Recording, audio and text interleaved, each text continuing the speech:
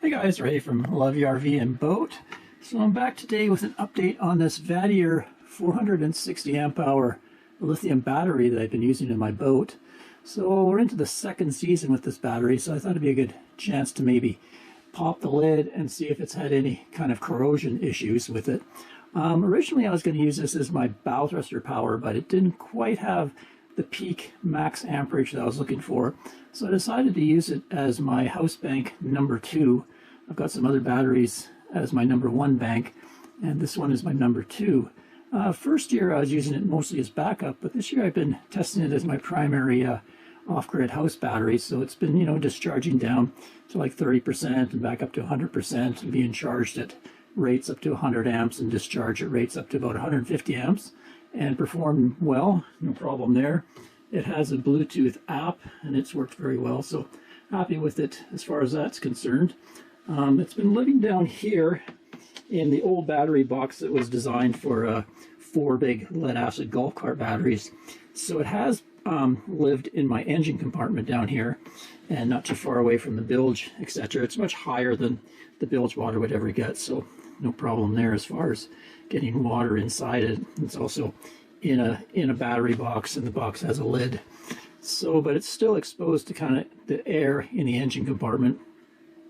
As far as the heat goes, it hasn't really been affected by too much heat in the engine compartment. There is ventilation to the engine, and I can look at the Bluetooth on the app, and it's never really been more than 80 to 90 degrees, so not really a problem there as far as overheating the battery living down here. But yeah, I was curious to see if there's any corrosion starting to take place in the battery. So it is a metal cased battery, which is nice, but it does have some ventilation on the side here. You can see there's a grill there on each side, and that's where the battery management system board is, so I guess it's sort of for cooling. So air can get in and out of there. It's not a completely sealed battery. So we'll pop the screws and take a look and see if anything's changed since the last time I popped the cover about maybe a year and a half ago. Well, everything looks really good. No signs of corrosion anywhere. Nothing's come loose or anything. I know in my original video I was pretty impressed with the construction quality of this battery. You can see the cells are all held in place with metal brackets.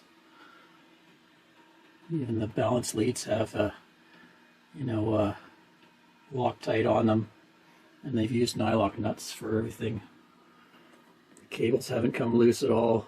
No signs of anything overheating in there. Cool. Okay, let's take the front part off and have a look at the BMS. There we go. Give you a look in there. I can't see anything corroded at all. No pitting on the aluminum heat sinks. Everything's still tight, clean. You'll see down there, there's the Bluetooth board, and then they run a little wire up through the front so that you can pick up the Bluetooth even though it's inside a metal case. And this battery also has a on-off switch, which is nice. So if you're working on it or something, you can turn it off. Let's look at the terminals. So I haven't had any issues with the terminals at all. They also use Nyloc nuts on them. They're quite a sturdy type of terminal. The connectors on each side so they can't twist or anything. So yeah, it's actually pretty impressed with the state of it. There we go, back in its spot. It is a fairly heavy battery. I think it's close to 100 pounds, but it's 460 amp hours. Compared to the lead acids, it's probably less than half the weight. You can see I've got a battery monitor on it. Even though it has an app and I can look at the app, I have just a battery monitor so I can do a quick glance and see the capacity and the current flow and voltage. And then coming out of there, I go straight into a Class T fuse for protection. So one thing I wish it had was internally, it'd be nice if it had a Class T fuse already built into the battery. Some other batteries that do, and it's kind of a nice feature. But anyway, I've put one on the outside for protection. Give you a look at the app. There, put the cover back on the box. Anyway, this is the app. Go to the dashboard here, and you can see it's showing me state of charge 34%, and voltage, charge current, and then amp hours left. It's just a single battery. And then we can look at the cells, which is nice. They haven't really come out of balance at all.